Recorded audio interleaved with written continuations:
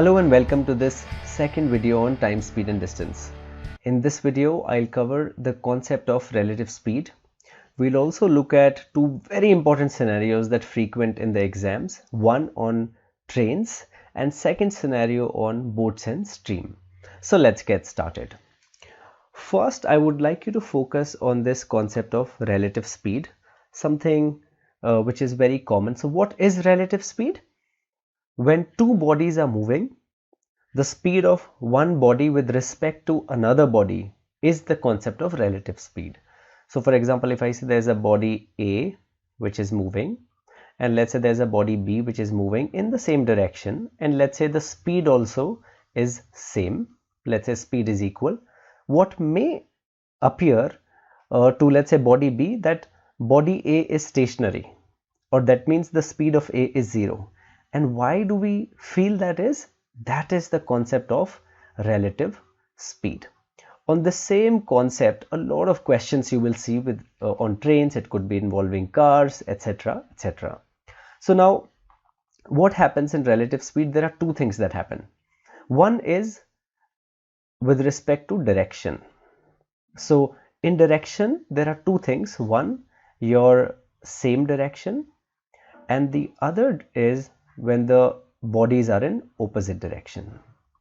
Now, I discussed this concept of same direction. So what happens in the same direction?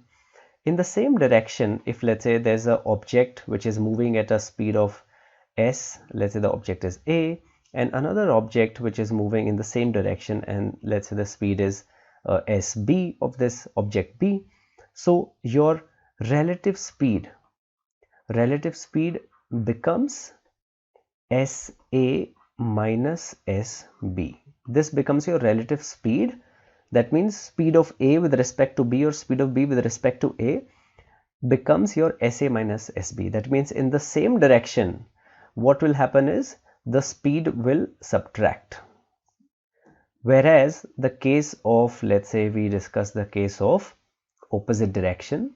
In opposite direction, if we see, so for example, if let's say you must have traveled in train, and what happens is, let's say your train is going at a certain speed, let's say 60 km/h, and let's say there's another train that crosses your train, and let's say the speed of another train is 40 km/h, but it feels very fast.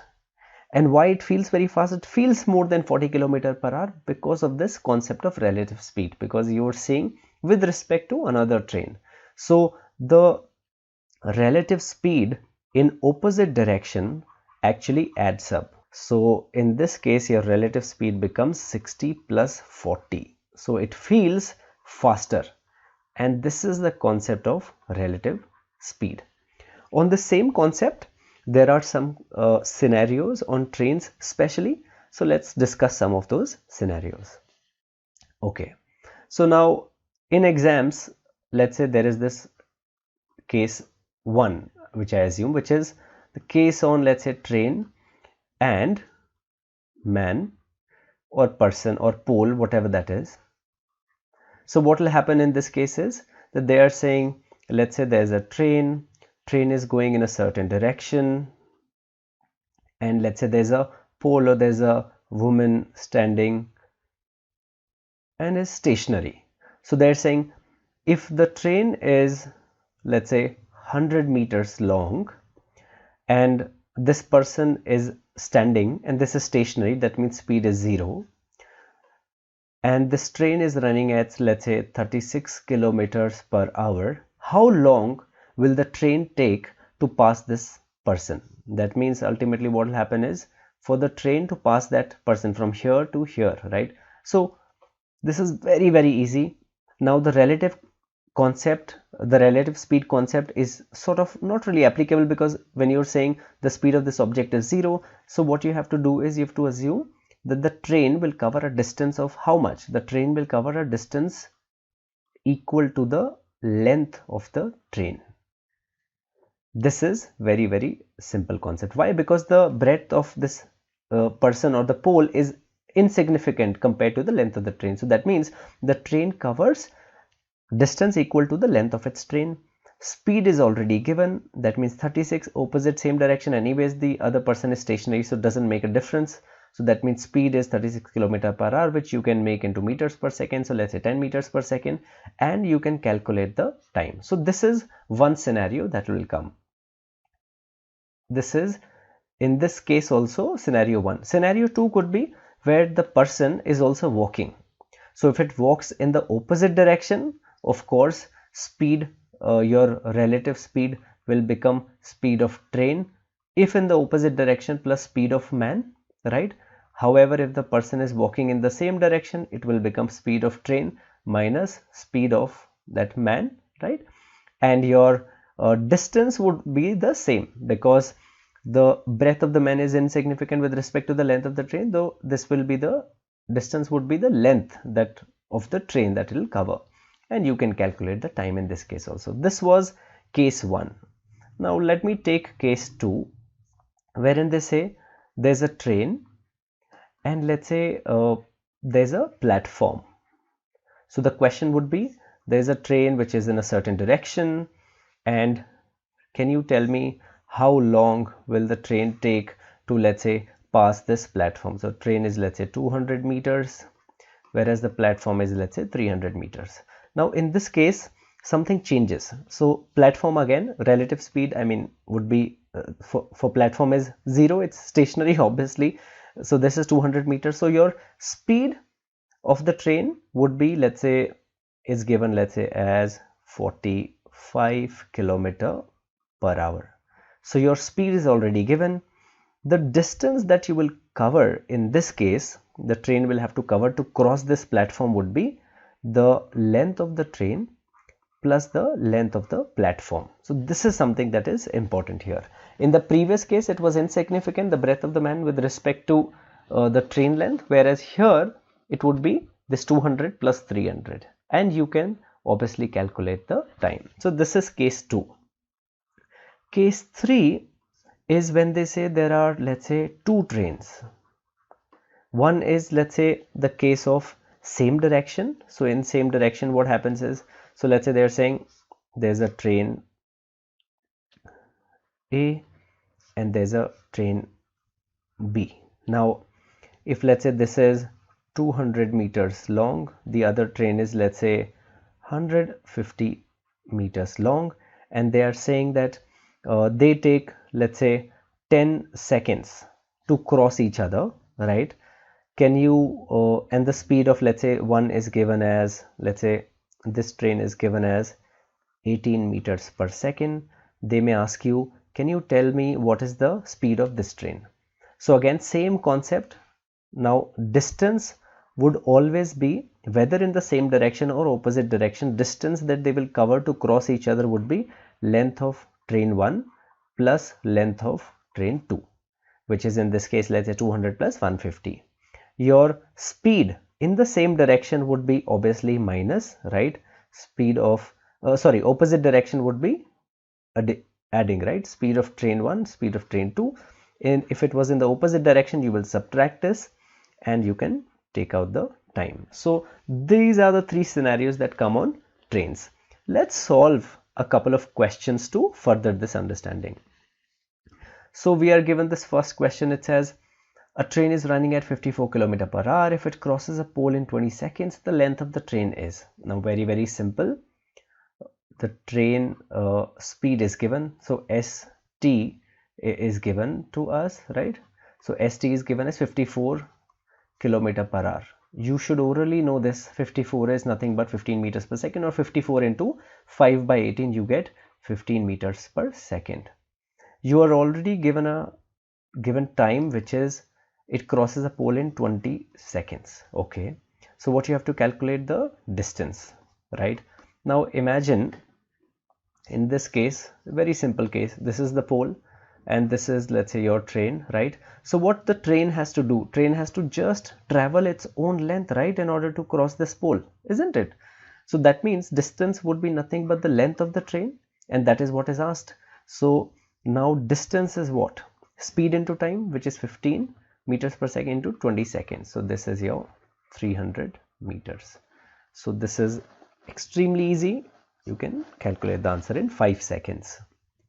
Okay, let's see, there's another question and they're saying a train 500 meters long moving at a speed of 36 km per hour crosses a train 400 meters long coming from opposite direction in 30 seconds. Okay, time is given and the length of both the trains is given. Speed of one train is given. Speed of the second train is what we have to find out. Okay, let's imagine this is train 1 and let's say this train is 500 meters long, and let's say there's another train, right, which is let's say 400 meters long, and they are saying this train is running at 36 km per hour. Okay, and crosses a train 400 meters long coming in opposite, and they take let's say 30 seconds, right, to cross each other. Now we know when they're moving in opposite direction, your relative speed would be how much? Your relative speed in opposite direction adds up. That means